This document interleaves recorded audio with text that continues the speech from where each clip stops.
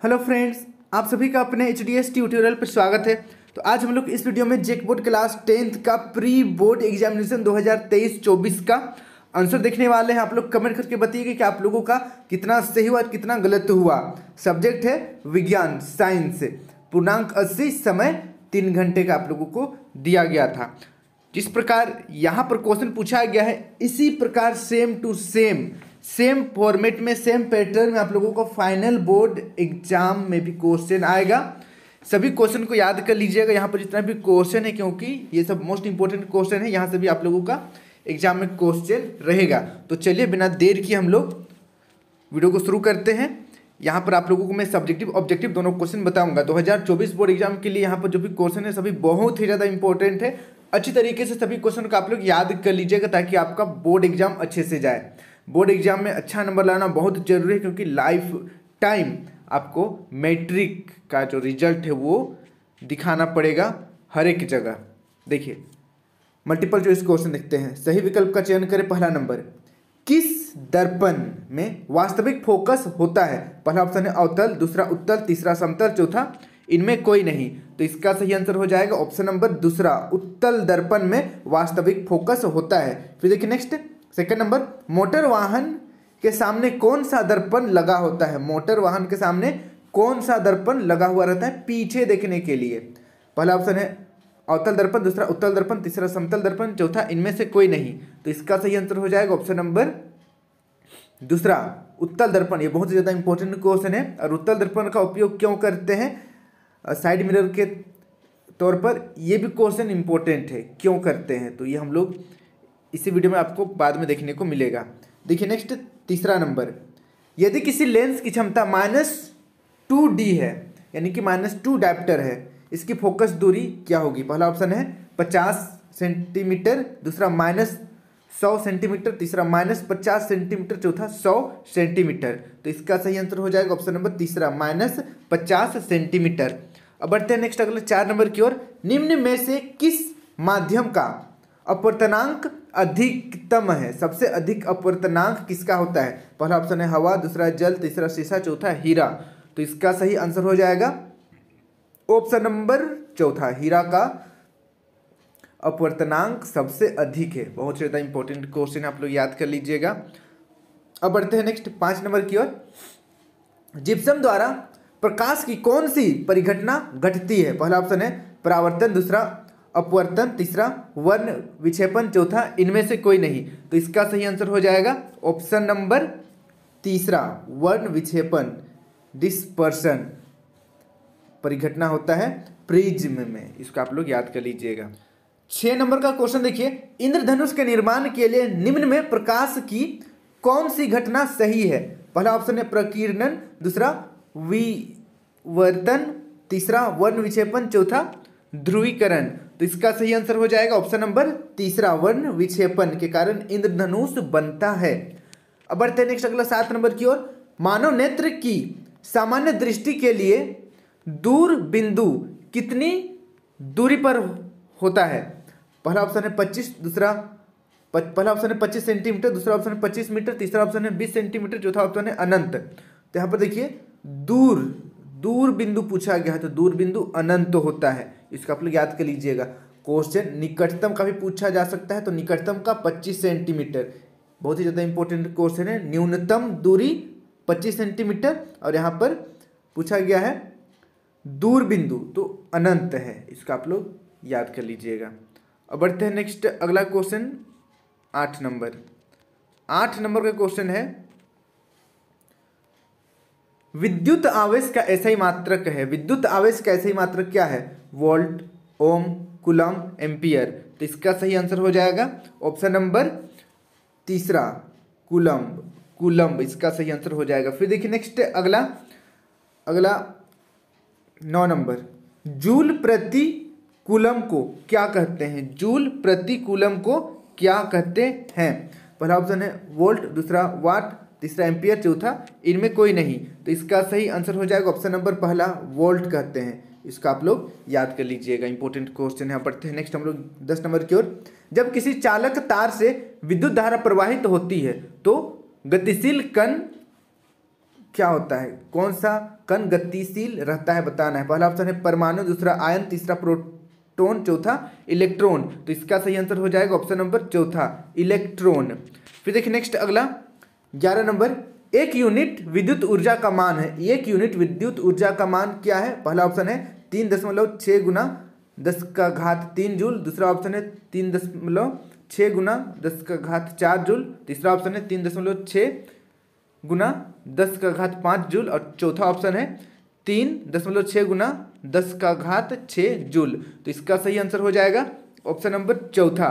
Value का आप लोग याद कर लीजिएगा 3.6 इंटू 10⁻6 जूल होता है। इसका आप लोग याद कर लीजिएगा। अब देखिए नेक्स्ट 12 नंबर का क्वेश्चन है, विद्युत धारा प्राप्त करने की युक्ति को कहते हैं। विद्युत धारा प्राप्त करने की युक्ति को क्या कहते हैं। पहला ऑप्शन है जनित्र, दूसरा ऑप्शन है अमीटर, तीसरा ऑप्शन है मोटर, चौथा ऑप्शन है गैल्वेनोमीटर। तो इसका सही आंसर हो जाएगा ऑप्शन नंबर पहला जनित्र, जिसको इंग्लिश में जेनरेटर कहते हैं। आप लोग शादी ब्याह फंक्शन पार्टी में ले जाते हैं जेनरेटर, जहां से करंट बनता है यानी कि विद्युत धारा प्राप्त होता है। ऑप्शन नंबर पहला सही हो जाएगा। फिर देखिए नेक्स्ट 13 नंबर, लघु पतन के समय परिपथ में विद्युत धारा का मान हो जाता है। पहला ऑप्शन है बहुत अधिक, दूसरा बहुत कम, तीसरा शून्य, चौथा इनमें से कोई नहीं। तो इसका सही आंसर हो जाएगा ऑप्शन नंबर पहला बहुत अधिक। लघु पतन होने से विद्युत धारा का मान बहुत अधिक हो जाता है। इसको आप लोग याद कर लीजिएगा। अगर घर में कहीं पर लघु पतन हुआ है तो बिजली बिल भी बहुत ज़्यादा उठता है। मेरा पिछला महीना कुछ प्रॉब्लम हो गया था, 3-4 हज़ार का बिल आ गया था, 3,000 कुछ का बिल आ गया था, लघु पतन हो गया था। ठीक है, बिल ज़्यादा बिजली यूज नहीं हुआ था, फिर भी बिल उठ जाता है लघु पतन से, क्योंकि विद्युत धारा का मान बढ़ जाता है। देखिए नेक्स्ट अगला 14 नंबर, नीला लिटमस पेपर किससे लाल हो जाता है। नीला लिटमस पेपर किससे लाल होता है। पहला ऑप्शन है अम्ल से, दूसरा लवण से, तीसरा क्षार से, चौथा इनमें से कोई नहीं। तो इसका सही आंसर हो जाएगा ऑप्शन नंबर पहला अम्ल से। इसका आप लोग याद कर लीजिएगा। फिर देखिए नेक्स्ट 15 नंबर का क्वेश्चन है, निम्न में कौन क्षार है। निम्न में कौन क्षार है। पहला ऑप्शन है CH3COH, दूसरा ऑप्शन है NHO3, तीसरा ऑप्शन है NaCl, चौथा ऑप्शन है NaOH। तो इसका सही आंसर हो जाएगा ऑप्शन नंबर चौथा NaOH, सोडियम हाइड्रोक्साइड। फिर देखिए नेक्स्ट अगला 16 नंबर, जल में घुलनशील क्षारक क्या कहलाता है। जल में घुलनशील क्षारक क्या कहलाता है। पहला ऑप्शन है अम्ल, दूसरा क्षार, तीसरा लवण, चौथा इनमें से कोई नहीं। तो इसका सही आंसर हो जाएगा ऑप्शन नंबर दूसरा क्षार। जल में घुलनशील क्षारक को क्षार कहते हैं। फिर देखिए नेक्स्ट अगला 17 नंबर, जल में विद्युत अपघटन में कैथोड पर कौन सी गैस मुक्त होती है। पहला ऑप्शन है H2, दूसरा O2, तीसरा O3, चौथा N2। तो इसका सही आंसर हो जाएगा कैथोड पर H2 हाइड्रोजन गैस मुक्त होती है। 18 नंबर का क्वेश्चन देखिए, बेकिंग सोडा एवं टार्टरिक अम्ल का मिश्रण कहलाता है। बेकिंग सोडा और टार्टरिक अम्ल का मिश्रण क्या कहलाता है। पहला ऑप्शन है विरंजक चूर्ण, दूसरा ऑप्शन है जिप्सम, तीसरा ऑप्शन है बेकिंग पाउडर, चौथा ऑप्शन है धोने का सोडा। तो इसका सही आंसर हो जाएगा ऑप्शन नंबर तीसरा बेकिंग पाउडर। बेकिंग सोडा और टार्टरिक अम्ल का मिश्रण बेकिंग पाउडर कहलाता है। इसको आप लोग याद कर लीजिएगा। अब आप लोग मुझे कमेंट करके बताइए कि टार्टरिक अम्ल किस में पाया जाता है। यह भी एक इंपॉर्टेंट क्वेश्चन है, किस में पाया जाता है टार्टरिक अम्ल, आप लोग कमेंट करके बताइएगा। फिर देखिए नेक्स्ट अगला 19 नंबर, पीतल किसका उदाहरण है। पीतल किसका उदाहरण है। पहला ऑप्शन है धातु, दूसरा अधातु, तीसरा उपधातु, चौथा मिश्र धातु। तो इसका सही आंसर हो जाएगा ऑप्शन नंबर चौथा मिश्र धातु। पीतल मिश्र धातु का उदाहरण है। फिर देखिए नेक्स्ट अगला 20 नंबर, गंधक एक धातु है या अधातु है, या ऑप्शन आगे भी होगा बट यहाँ पर ऑप्शन नंबर दूसरा ही सही हो जाएगा। गंधक एक अधातु है। इसका आप लोग याद कर लीजिएगा, इंपॉर्टेंट क्वेश्चन है। अब बढ़ते हैं नेक्स्ट अगला क्वेश्चन की ओर। अगला क्वेश्चन देखिए 21 नंबर, आधुनिक आवर्त सारणी में आवर्तों की संख्या है। आधुनिक आवर्त सारणी में आवर्तों की संख्या कितनी है। 7, 8, 9 या 18। तो इसका सही आंसर हो जाएगा ऑप्शन नंबर पहला 7। आधुनिक आवर्त सारणी में आवर्तों की संख्या 7 है। फिर देखिए नेक्स्ट अगला 22 नंबर, अमाशय में कौन सा एंजाइम पाया जाता है। अमाशय में कौन सा एंजाइम पाया जाता है। पहला ऑप्शन है एमाइलेज, दूसरा ऑप्शन है लाइपेज, तीसरा ऑप्शन है ट्रिप्सिन, चौथा ऑप्शन है पेप्सिन। तो इसका सही आंसर हो जाएगा ऑप्शन नंबर चौथा पेप्सिन अमाशय में पाया जाने वाला एंजाइम का नाम है। इसका आप लोग याद कर लीजिएगा, वेरी वेरी इंपॉर्टेंट क्वेश्चन है। फिर देखिए नेक्स्ट अगला, अब आप लोग मुझे कमेंट करके बताइएगा 22 नंबर, यहाँ पर पेप्सिन किसका पाचन करने में सहायता करता है, आप लोग कमेंट करके बताइएगा। चलिए नेक्स्ट अगला 23 नंबर, श्वसन वर्णक किसे कहते हैं? श्वसन वर्णक, पहला ऑप्शन है क्लोरोफिल, दूसरा हीमोग्लोबिन, तीसरा श्वेत रक्त कणिकाएं, चौथा प्लेटलेट्स। तो इसका सही आंसर हो जाएगा देखिए श्वसन वर्णक, ऑप्शन नंबर दूसरा सही हो जाएगा हीमोग्लोबिन। हीमोग्लोबिन को हम लोग रेस्पिरेटरी पिगमेंट कहते हैं, इसको आप लोग याद कर लीजिएगा। फिर देखिए नेक्स्ट अगला 24 नंबर, दो तंत्रिका कोशिका के मध्य खाली भाग या खाली स्थान को क्या कहते हैं? दो तंत्रिका कोशिका के मध्य खाली स्थान को क्या कहते हैं? पहला ऑप्शन है द्रुमिका, दूसरा ऑप्शन है सिनेप्स, तीसरा ऑप्शन है एक्सोन और चौथा ऑप्शन है आवेग। तो इसका सही आंसर हो जाएगा ऑप्शन नंबर दूसरा, सिनेप्स कहलाता है। खाली जगह को, दो तंत्रिका कोशिका के बीच मध्य खाली जगह को सिनेप्स कहते हैं, इसको आप लोग याद कर लीजिएगा। फिर देखिए नेक्स्ट अगला 25 नंबर, जनन संचारित रोग है। जनन संचारित रोग, सेक्सुअल ट्रांसमिटेड डिजीज बताना है। पहला ऑप्शन है सिफिलिस, दूसरा ऑप्शन है एड्स, तीसरा ऑप्शन है गोमोनिया, चौथा ऑप्शन है इनमें सभी।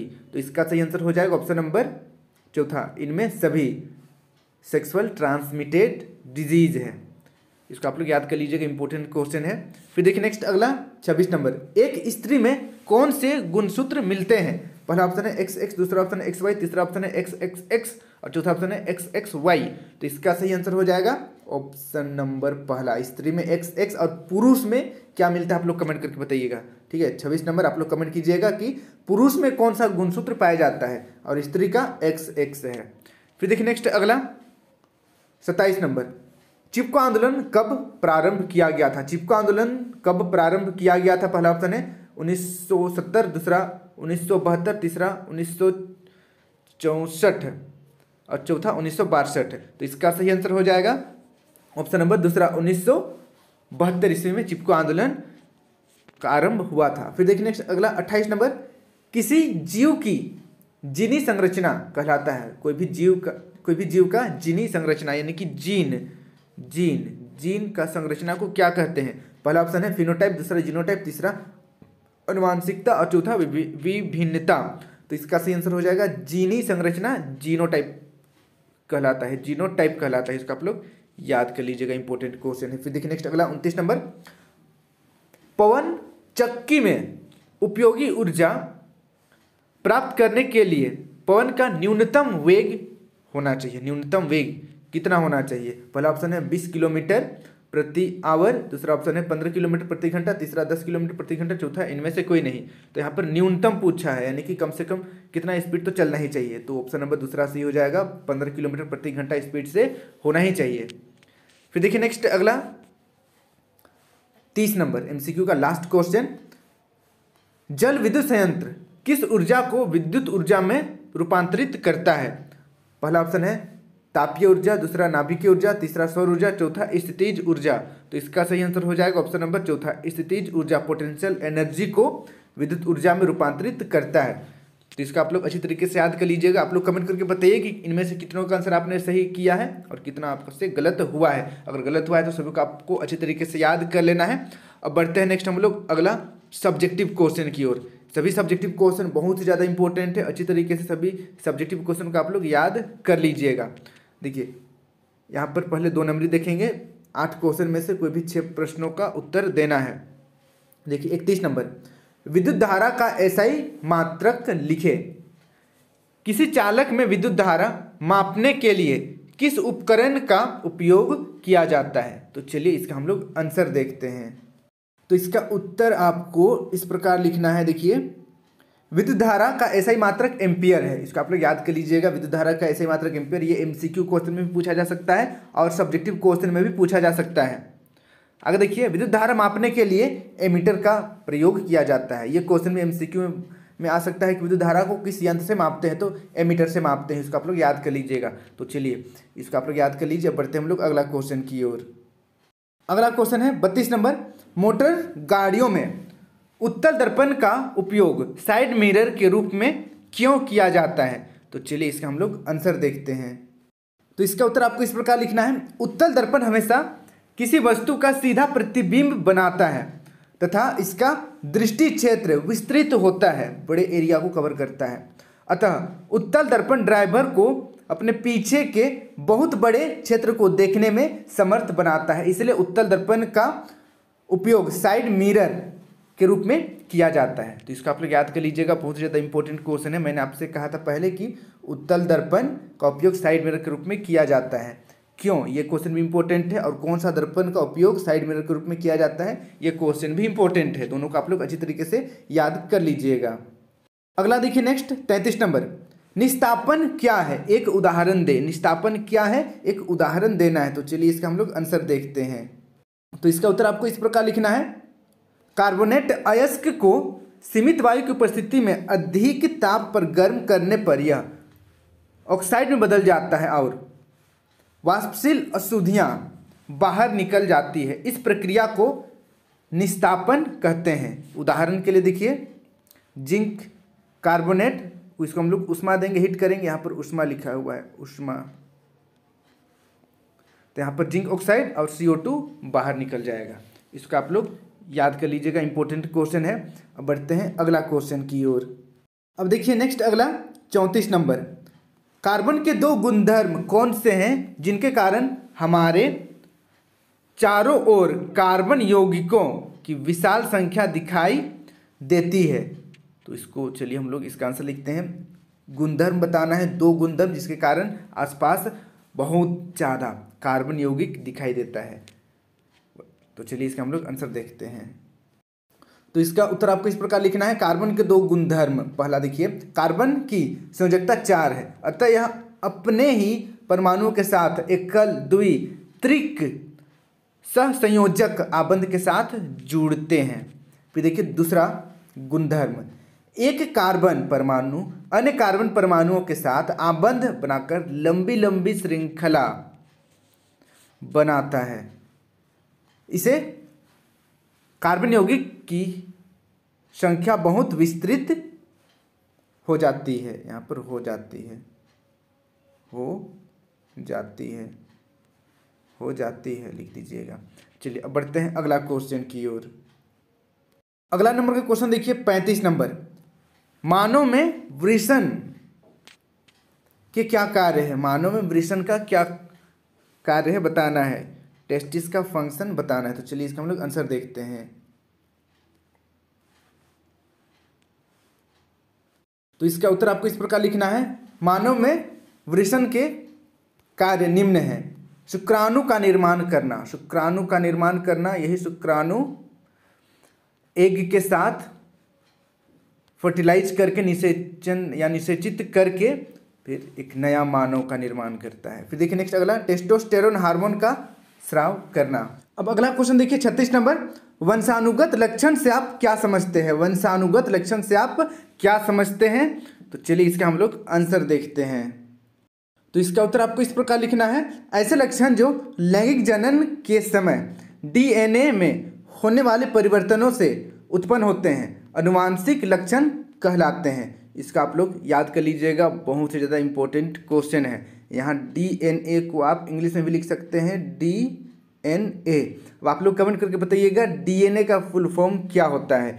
ये सभी क्वेश्चन इंपॉर्टेंट है, ठीक है। DNA का फुल फॉर्म, RNA का फुल फॉर्म आप लोगों को पता होना चाहिए। जिनको पता है नीचे कमेंट जरूर कीजिएगा, DNA का फुल फॉर्म और RNA का फुल फॉर्म। तो चलिए अब बढ़ते हैं अगला क्वेश्चन की ओर। अगला नंबर का क्वेश्चन देखिए 37 नंबर, वायु में जलाने से पहले मैग्नीशियम रिबन को साफ क्यों किया जाता है। वायु में जलाने से पहले मैग्नीशियम रिबन को साफ क्यों किया जाता है। तो चलिए इसका हम लोग आंसर लिखते हैं। इसका उत्तर देखिए आपको इस प्रकार लिखना है, मैग्नीशियम रिबन नम वायु के संपर्क में रहता है तो उस पर सफेद रंग की मैग्नीशियम ऑक्साइड की परत जम जाती है। परत के जगह पर परत होना चाहिए, परत जम जाती है। यह परत, फिर से यही वाला परत, यह परत मैग्नीशियम के जलने में अवरोध पैदा करती है। इसलिए मैग्नीशियम रिबन को पहले रेगमार से साफ किया जाता है। तो इसको आप लोग याद कर लीजिएगा, इंपॉर्टेंट क्वेश्चन है। अब बढ़ते हैं अगला क्वेश्चन की ओर। अगला देखिए 38 नंबर, नेत्र की समंजन क्षमता से क्या अभिप्राय है? लेंस की समंजन क्षमता से क्या अभिप्राय है? तो चलिए इसका हम लोग आंसर लिखते हैं।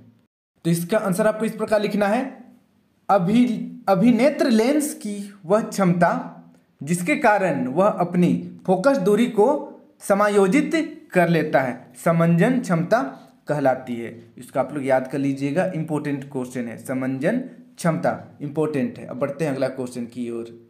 अगला क्वेश्चन देखिए, यहाँ पर भी 8 क्वेश्चन में से कोई भी 6 क्वेश्चन का आंसर बताना है। 3 नंबरी क्वेश्चन है, क्योंकि यहाँ पर मैं आप लोगों को प्रैक्टिस करा रहा हूँ, इंपॉर्टेंट क्वेश्चन बता रहा हूँ, इसलिए सभी क्वेश्चन का आंसर बताऊंगा, ठीक है। लेकिन आप लोगों को फाइनल बोर्ड एग्जाम में सिर्फ 6 प्रश्नों का ही उत्तर देना है, कोई भी 6 प्रश्न का उत्तर। चलिए एक एक करके सबका आंसर देखते हैं हम लोग, जो इजी रहेगा वो आप याद कर लीजिएगा। देखिए 39 नंबर, प्लास्टर ऑफ पेरिस किस प्रकार बनाया जाता है? इसके 2 उपयोग लिखें। तो चलिए इसका हम लोग आंसर देखते हैं। तो इसका उत्तर आपको इस प्रकार लिखना है। देखिए, जिप्सम को 373 केल्विन पर गर्म करने पर यह जल के अणुओं का त्याग कर कैल्शियम सल्फेट आर्द्र हाइड्रेट हेमीहाइड्रेट बनता है। यह है प्लास्टर ऑफ पेरिस। इसको आप लोग याद कर लीजिएगा, ये CaSO4 × ½ H2O, जिसे प्लास्टर ऑफ पेरिस कहते हैं। अब देखिए, जिप्सम को हम लोग हीट करेंगे 373 केल्विन में, तो यहाँ पर प्लास्टर ऑफ पेरिस बनेगा, और यहाँ पर जल भी बनेगा, जल भी बनेगा, ठीक है, ½ H2O रहता है। चलिए अब यहाँ पर देखिए, प्लास्टर ऑफ पेरिस के उपयोग, 2 उपयोग पूछा गया है, लेकिन यहाँ पर हम लोग 3 उपयोग देखेंगे, जो भी जी रहेगा आप याद कर लीजिएगा। पहला देखिए, चिकित्सा के क्षेत्र में डॉक्टर टूटी हुई हड्डियों को सही जगह पर स्थिर रखने के लिए प्लास्टर करने में, देखिए आप लोग देखे होंगे किसी का हाथ पर टूट जाता है तो वहाँ पर सफ़ेद कलर का एक पट्टी के साथ एक चूना टाइप का दिखता है, वही रहता है प्लास्टर ऑफ पेरिस। बहुत मजबूत रहता है सूख जाने के बाद। देखिए नेक्स्ट, सेकेंड नंबर, खिलौना बनाने में। फिर तीसरा, सजावट का सामान एवं सतह चिकना बनाने में। तो इंपॉर्टेंट क्वेश्चन है, इसको आप लोग याद कर लीजिएगा। अब बढ़ते हैं नेक्स्ट अगला क्वेश्चन की ओर। अगला क्वेश्चन देखिए 40 नंबर, प्रतिरोध क्या है? प्रतिरोध क्या है? किसी चालक का प्रतिरोध किन कारणों पर निर्भर करता है? तो चलिए इसका हम लोग आंसर देखते हैं। तो इसका उत्तर आपको इस प्रकार लिखना है, प्रतिरोध पदार्थ का वह गुण है जो धारा के प्रवाह में रुकावट डालता है। इसका ऐसा ही मात्रक ओम है।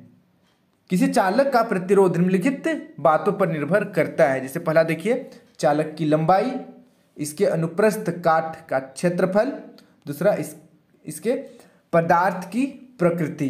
ये तीन कारक पर निर्भर करता है किसी भी चालक का प्रतिरोध। इसका आप लोग याद कर लीजिएगा, इंपॉर्टेंट क्वेश्चन है। अब बढ़ते हैं नेक्स्ट अगला क्वेश्चन की ओर। अगला क्वेश्चन देखिए 41 नंबर, विद्युत चुंबक क्या है? विद्युत चुंबक क्या है? एक परिनालिका एक चुंबक की भांति कैसे व्यवहार करती है? तो चलिए इसका हम लोग आंसर देखते हैं। तो इसका उत्तर आपको इस प्रकार लिखना है। देखिए, विद्युत चुंबक वैसे चुंबक जिसमें चुंबकत्व उतने ही समय तक विद्यमान रहता है जितने समय तक उसमें विद्युत धारा प्रवाहित होती रहती है, उसे विद्युत चुंबक कहते हैं। सिंपल है, जितना देर हम लोग करंट फ्लो करवाएंगे उतना ही देर वहाँ पर चुंबकीय प्रभाव रहेगा, ठीक है। इसको हम लोग विद्युत चुंबक कहते हैं। फिर देखिए नेक्स्ट अगला, किसी परिनालिका में धारा प्रवाहित करने पर उसके भीतर चुंबकीय क्षेत्र रेखाएं उत्पन्न हो जाती है।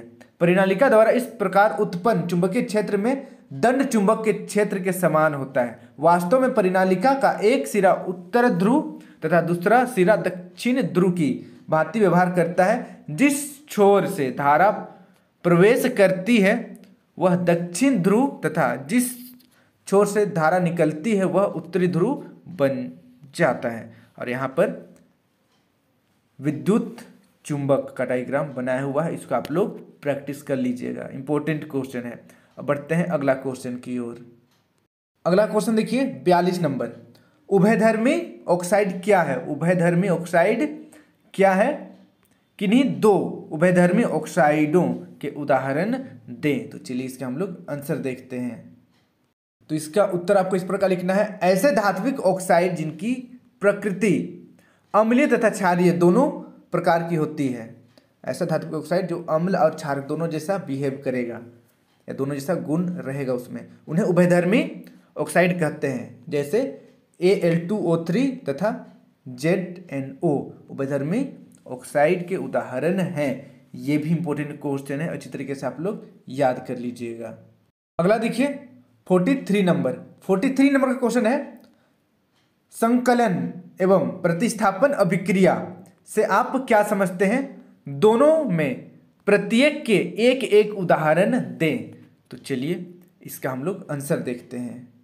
यहाँ पर देखिए संकलन अभिक्रिया हो वैसे रासायनिक अभिक्रिया है जिसमें कार्बन यौगिकों में प्रतिकारकों का योग होता है, उसे संकलन अभिक्रियाएं कहते हैं। जैसे C2H4, इसको हम लोग हीट करेंगे 200 से 300 डिग्री सेल्सियस तक तो C2H6 हो जाएगा। फिर देखिए नेक्स्ट अगला प्रतिस्थापन अभिक्रिया, वैसे रासायनिक अभिक्रियाएं जिनमें अभिकारक के परमाणु या परमाणुओं के समूह यौगिक के परमाणु तथा परमाणुओं के समूह को विस्थापित कर उसका स्थान ग्रहण कर लेते हैं, उसे प्रतिस्थापन अभिक्रिया कहते हैं। जैसे यहाँ पर CH4 है, क्लोरीन के साथ इसको हम लोग रिएक्ट करवाएंगे सूर्य का प्रकाश में, यहाँ पर सूर्य का प्रकाश लिखा हुआ है तो यहाँ पर CH3Cl + HCl बनेगा। ये दोनों क्वेश्चन भी इंपॉर्टेंट है, याद कर लीजिएगा। अब बढ़ते हैं अगला क्वेश्चन की ओर। अगला क्वेश्चन है 44 नंबर, मेंडल के प्रयोगों द्वारा कैसे पता चलता है कि लक्षण प्रभावी अथवा अप्रभावी हैं। तो चलिए इसका हम लोग आंसर देखते हैं।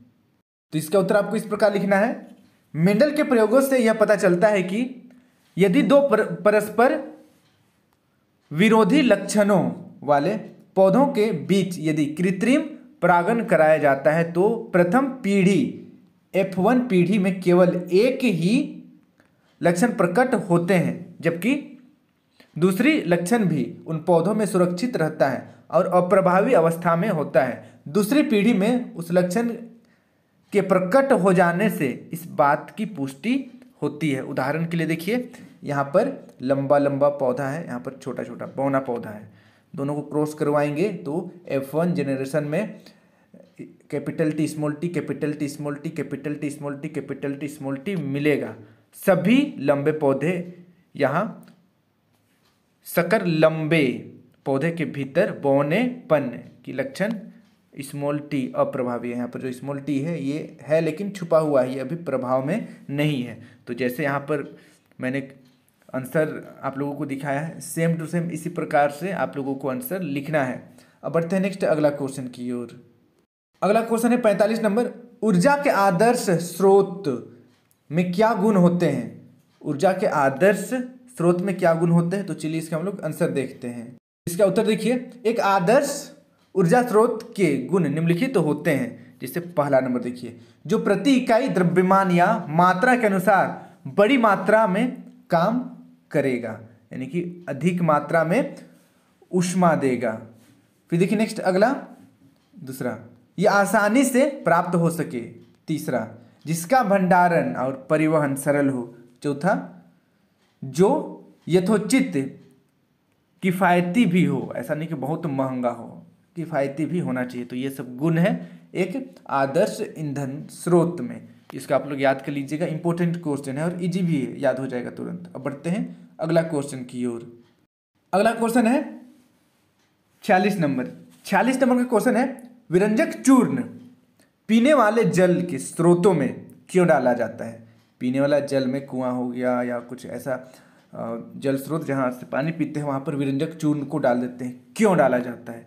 तो चलिए इसका हम लोग आंसर देखते हैं। तो इसका उत्तर आपको इस प्रकार लिखना है, विरंजक चूर्ण कीटनाशक पदार्थ है, इसलिए इसका उपयोग जल के शुद्धिकरण में किया जाता है। विरंजक चूर्ण कीड़ों मकोड़ों को मार देता है, पानी को शुद्ध कर देता है, इसलिए पीने वाला जो पानी रहता है वहाँ पर विरंजक चूर्ण को हल्का सा क्वांटिटी में डाला जाता है। ज़्यादा डालने से प्रॉब्लम है, ठीक है, हल्का सा डाला जाता है। अब बढ़ते हैं नेक्स्ट अगला क्वेश्चन की ओर। अगला नंबर देखिए, दीर्घ उत्तरीय प्रश्न, यानी 4 प्रश्नों का उत्तर देना है, इसमें से 5-5 नंबर का है। 5 नंबरी है तो थोड़ा तो ज़्यादा लिखना पड़ेगा 5 नंबरी में। देखिए 47 नंबर, ओम का नियम लिखें और इसका प्रायोगिक सत्यापन करें। ओम का नियम लिखना है और इसका सत्यापन भी करना है। तो चलिए इसका हम लोग आंसर देखते हैं। इसका उत्तर देखिए, ओम का नियम नियत ताप पर किसी चालक के सिरों के बीच का विभवांतर उसमें प्रवाहित धारा का समानुपाती होता है, अर्थात भी समानुपात आई, जहां भी विभवांतर है और आई धारा है, विद्युत धारा है। V is equal to I R हो जाएगा और R यहाँ पर नियतांक है, R प्रतिरोध है और वही नियतांक है। तो R का वैल्यू निकालेंगे तो I इधर आकर V बटे I हो जाएगा। तो R is equal to V by I। इसका आप लोग प्रैक्टिस कर लीजिएगा, याद कर लीजिएगा। इंपॉर्टेंट क्वेश्चन है ओम का नियम, शॉर्ट क्वेश्चन में भी आ सकता है, लॉन्ग क्वेश्चन में भी आ सकता है। देखते हैं हम लोग इसका सत्यापन। जैसे मैंने यहाँ पर लिखा है इसी प्रकार से आपको भी लिखना है, जितना हो सके मैंने यहाँ पर शॉर्ट लिखने का कोशिश किया है।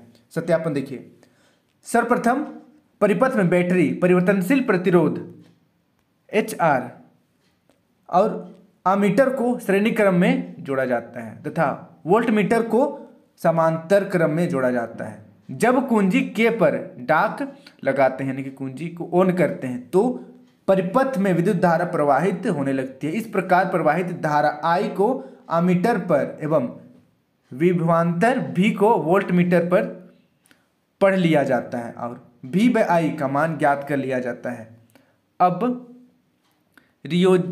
रियोस्टेट यानी कि HR, ये वाला HR, अब रियोस्टेट द्वारा धारा का मान बदल बदल कर प्रयोग दोहराते हैं और प्रत्येक स्थिति में V बाय I का मान ज्ञात करते हैं। तो पाते हैं कि V बाय I नियतांक है, इससे ओम के नियम की जांच हो जाती है।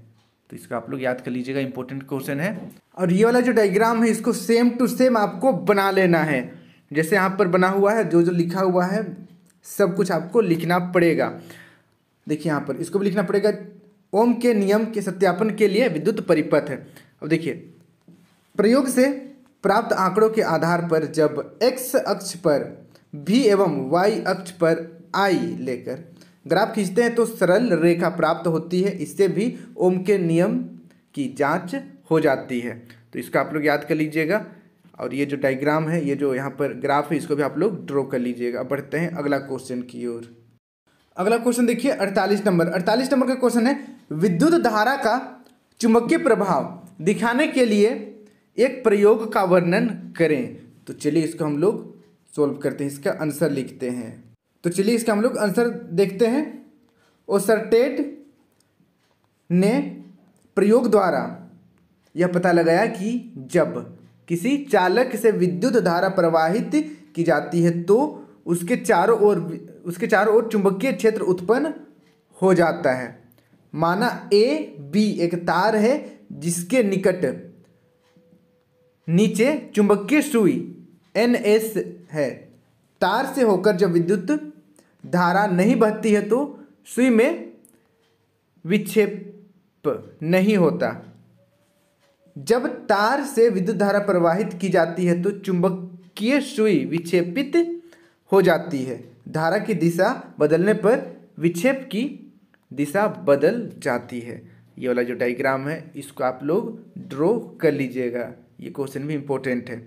अब बढ़ते हैं अगला क्वेश्चन की ओर। ये जो क्वेश्चन है इस तरीके से भी क्वेश्चन पूछा जा सकता है, शॉर्ट छोटा सा, कि ओरस्टेड के प्रयोग का वर्णन करें। ये क्वेश्चन पूछा जा सकता है। या फिर विद्युत धारा का चुंबकीय प्रभाव दिखाने के लिए एक प्रयोग का वर्णन करें, ऐसा क्वेश्चन भी पूछा जा सकता है। दोनों का सेम आंसर होगा। अब बढ़ते हैं अगला क्वेश्चन की ओर। अगला क्वेश्चन है 49 नंबर। 49 नंबर का क्वेश्चन है, समावयता किसे कहते हैं? समावयता किसे कहते हैं? प्रोपेन के समावयों के नाम एवं संरचनात्मक सूत्र लिखें। तो चलिए इसका हम लोग आंसर देखते हैं। तो इसका उत्तर आपको इस प्रकार लिखना है। समावयता देखिए, ऐसे विभिन्न यौगिक जिनका अनुसूत्र समान हो लेकिन संरचना सूत्र भिन्न भिन्न हो, संरचनात्मक समावयन अर्थात समावयव कहलाते हैं और इस घटनाक्रम को समावयता कहते हैं। पेंटेन यानी कि C5H12 के समावयों के नाम एवं संरचनात्मक सूत्र। पहला नॉर्मल पेंटेन, ये बिल्कुल नॉर्मल रहेगा, सीधा चेन रहेगा। फिर आइसोपेंटेन में एक ब्रांच रहेगा, देखिए यहाँ पर एक ब्रांच है, अंतर देखिए, सीधा है नॉर्मल हो गया, उसमें एक ब्रांच हो गया तो आइसोपेंटेन हो गया। उसके बाद उसी में अगर डबल ब्रांच ऊपर नीचे भी ब्रांच हो गया तो यहाँ पर नियोपेंटेन। ये बहुत ही ज़्यादा इंपॉर्टेंट क्वेश्चन है, अच्छी तरीके से आप लोग इसको याद कर लीजिएगा।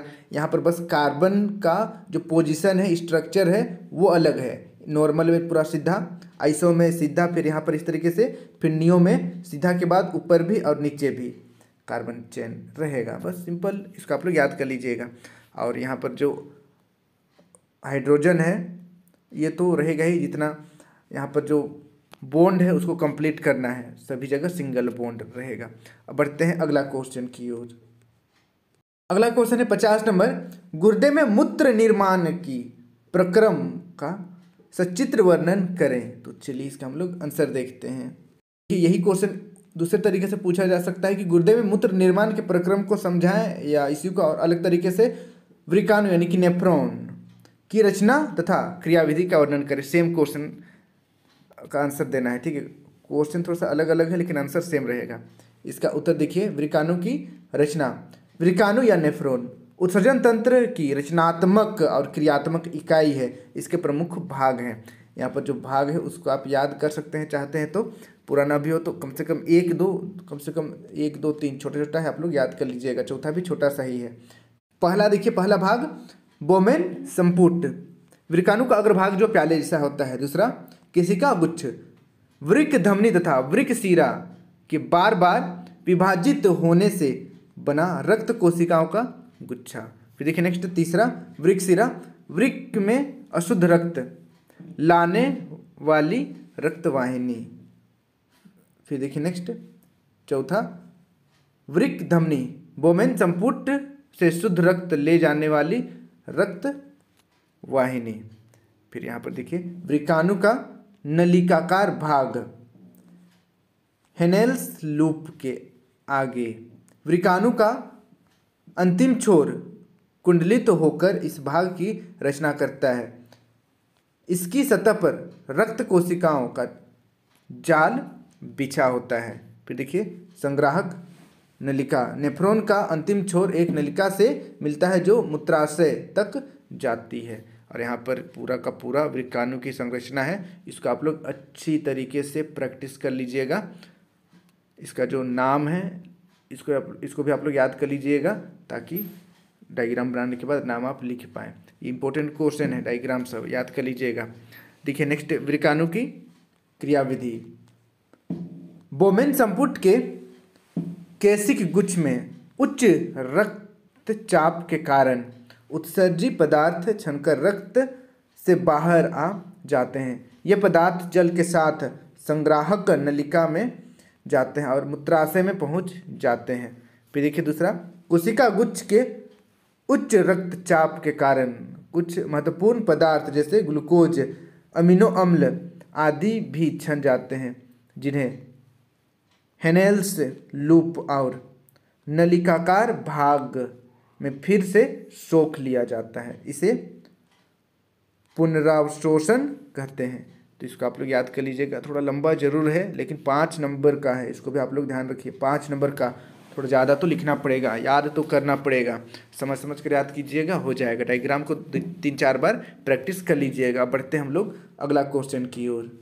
अगला नंबर देखिए 51 नंबर, उपार्जित लक्षण किन्हें कहते हैं? उपार्जित लक्षण किन्हें कहते हैं? क्या उपार्जित लक्षणों की वंशागति होती है या नहीं? तो चलिए इसका हम लोग आंसर देखते हैं।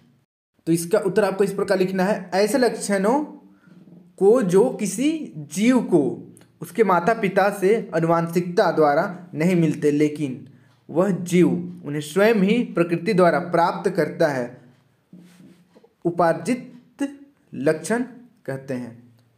डार्विन के अनुसार ये लक्षण अनुवांशिक हो जाते हैं और अगली पीढ़ी में जाकर विभिन्नताएं उत्पन्न करते हैं, जिससे नई जाति की उत्पत्ति होती है। परंतु डार्विन के बाद वैज्ञानिकों ने स्पष्ट कर दिया कि उपार्जित लक्षणों की वंशानुगति या वंशागति नहीं होती है।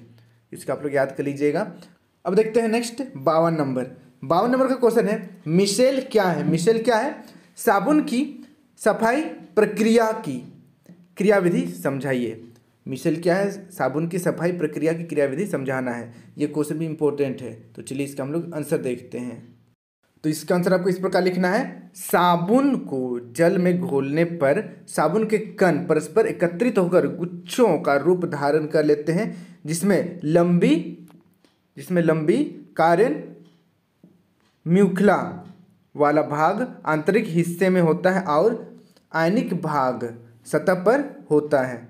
इस संरचना को मिशेल कहते हैं। यहाँ पर मिशेल का संरचना है, इसको भी आप लोग आपका किताब में दिया हुआ होगा, वहाँ से भी आप बना सकते हैं। देखिए, जब साबुन जल की सतह पर होता है तब इसके अणु अपने आप को इस प्रकार व्यवस्थित कर लेते हैं कि इसका आयनिक सिरा जल के भीतर होता है, जबकि हाइड्रोकार्बन पूंछ जल के बाहर होती है। जल के अंदर इन अणुओं की विशेष व्यवस्था होती है, जिससे इसका हाइड्रोकार्बन सिरा जल के बाहर बना होता है। ऐसा अणुओं का बड़ा समूह बनने के कारण होता है। यह हाइड्रोफिलिक पूंछ समूह के भीतरी हिस्से में होती है, जबकि उसका आयनिक सिरा समूह की सतह पर होता है। इस संरचना को मिशेल कहते हैं। मिशेल के रूप में साबुन सफाई करने में सक्षम होता है। तो ये क्वेश्चन को आप लोग अच्छी तरीके से याद कर लीजिएगा। ये यहाँ पर जो क्वेश्चन है काफ़ी सारा प्री बोर्ड का क्वेश्चन मॉडल क्वेश्चन से भी मैच कर रहा है, इसलिए सभी क्वेश्चन को अच्छी तरीके से याद कर लीजिएगा ताकि आपका फाइनल बोर्ड एग्जाम अच्छे से जाए। और इनमें से कितनों का आंसर आपने सही किया है प्री बोर्ड में कमेंट करके जरूर बताइएगा, और वीडियो को अपने सभी दोस्तों के साथ शेयर जरूर कर दीजिएगा ताकि उन्हें भी इस वीडियो का लाभ हो सकेगा। इसी प्रकार आप लोगों के लिए मैं और बहुत ज़्यादा इंपॉर्टेंट क्वेश्चन अपलोड करने वाला हूँ फाइनल बोर्ड एग्जाम के लिए, इसलिए चैनल को सब्सक्राइब कर लीजिएगा ताकि जब मैं वीडियो अपलोड करूँ आप तक नोटिफिकेशन पहुँच जाए। आज के लिए इतना ही। Thank you for watching video. जय हिंद, जय भारत।